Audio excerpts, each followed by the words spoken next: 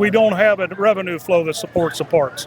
So one of the other things we do with our TIF money and our JED money, which is two of the economic tools that we're very versed with here, and thank God for Ken Geis and Corey Wright. One of my biggest priorities was our parks. I am standing here with Union Township Fiscal Officer Ron Campbell, and I appreciate you taking a couple minutes to talk with me. Are you having a good Union Township Police Night out? I am, thank you. I saw you working pretty heavy the dunking booth over there, but you seem pretty dry, so I'm thinking you never got in. I'm too old to get in, but I did work with the kids, and that's something our lodge, we furnish a dunk tank every year for this event, and then like you said, I work for the township. I'm the treasurer, fiscal officer, and I've been with the township about 19 years now. So real quick, because a lot of people don't know, there's 3 trustees in a township and a fiscal officer.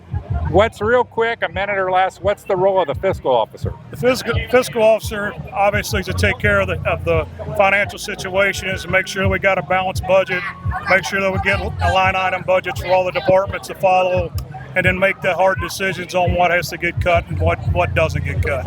And I asked you before we started talking, is there anything you wanted to talk about? And you said a ladder truck you want to talk about. I do. I want to talk about the new ladder truck. We just. So why don't we do this? Why don't we walk towards it so I can get it in the camera while we're going? So, okay. So we purchased a new fire truck, new ladder truck, and it's one of the subcompact models. It's a single wheelbase rear wheels. And it's got a 75-foot ladder on it, which will handle just about everything in Union Township. And we put it in as a frontline vehicle out of Station 51. Okay, so I'm going to turn around. So this is the new ladder truck. Is this a brand new one or a new used one? This is a brand new truck. It was actually a demo, and we got it. We bought it, and then they fitted it to adapt it to Union Township and our guys. Well. Go ahead, sir. So everybody's been trained on it. We had it wrapped, so Union Township colors. It's a nice vehicle. What's exciting for me is we bought this particular truck utilizing our TIF district funds that we do through our economic development.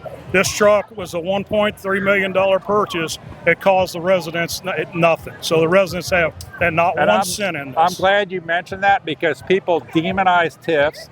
They demonize former Administrator Ken Geis over TIFs, but people don't realize how important TIFs have been in this township to being able to fund infrastructure that would not have been able to have been purchased, to fund safety services that would not have been possible at the level they are. You're absolutely correct. And we're standing here at this park, and in Union Township, we have 4 parks. There are no park levies. So in other words, we don't have a revenue flow that supports the parks.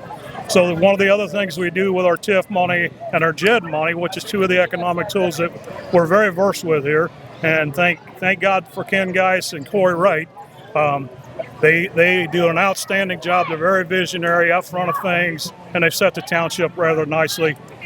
We have invested over $1 million here in this park this year, and again, didn't cost the taxpayers 1 penny. So each of the trustees that talked to me talked about the mall, and I know your role's a little different. But when I look at the mall, I'd like to say to people, I'm planting everybody's head as much as I can, so I'll plant it in your head. Yeah. If Donald Trump had control of that property, beautifully set there, right off the interstate, all the infrastructure around it already, the last thing Donald Trump would say is, oh, I'm thinking of Menards here. That potential of that property for the value of it and the value potential to create great jobs like TQL type jobs, correct, mixed use. I just hope people understand that big box retail follows good economic development like TQL. And hopefully that place becomes someday a shining star of a future Union Township hub. I would think so. That is probably the most valuable piece of property left in Union Township.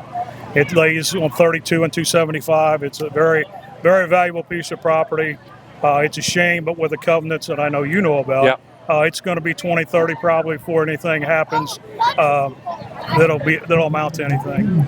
So I'm looking forward to it, but a good friend of mine told me once it would have to go through foreclosure 3 times before it would ever get to the blank I might know cost. that good friend that told you that. Okay. He told me it would have to go through at least 3 times. So Ken Geis and I talked to him. We're going to do something. It might just be an interview, or we might go there to go to some places like the Banks, Loveland, Milford, now that they got a lot of development, to talk about how mixed use, where there's residential, doctor's offices, retail.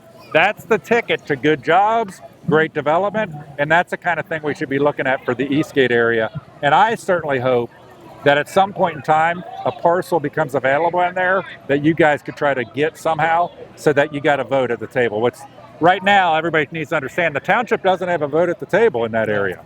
That's why Mr. Geist did such a great job on the other side of 32, where the township could get in there and get that straightened out. Maybe someday we can acquire a small piece of that where we'll have a voice and input on what happens for future development. But you're right. At some time, that'll be something amazing, and that should happen there. Well, I appreciate you taking a few minutes with me, Mr. Campbell. Thank you for all your hard work. Yeah, thank you. I appreciate it.